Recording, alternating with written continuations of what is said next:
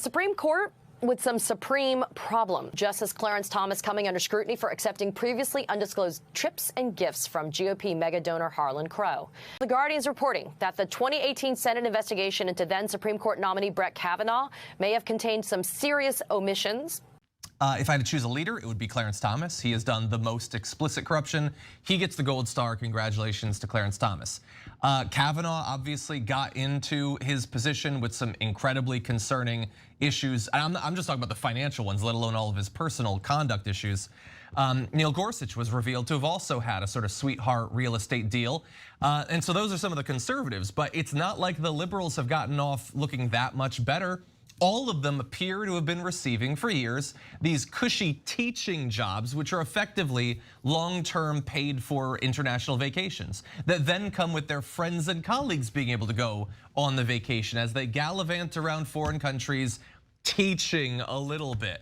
And we also know Sonia Sotomayor didn't recuse herself from a case involving a book publisher that had paid her millions of dollars. I think it comes down to 9 people who believe themselves to be above the law and better than the rest of us, simply not willing to submit to basic independent ethical oversight. Chief Justice John Roberts saying thanks but no thanks to Congress, turning down an, quote, invitation from the Judiciary Committee Chairman Dick Durbin to testify at a hearing on ethics rules. That's what happens when you let these people police themselves. They just don't. All of them clearly have issues. All of them, Republican or Democrat nominated, need to be held under far more stringent codes of conduct.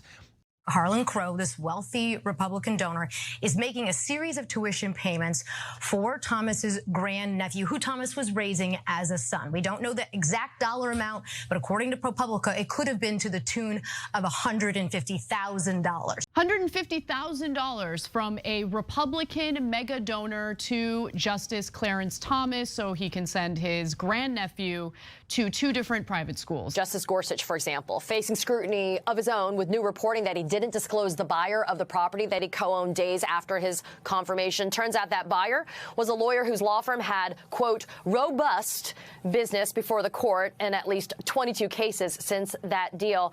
But all of them clearly have issues. All of them, Republican or Democrat nominated, need to be held under far more stringent codes of conduct. We need to have congressional legislation to police the Supreme Court. Hold them all accountable, okay? That's how you deal with things honestly.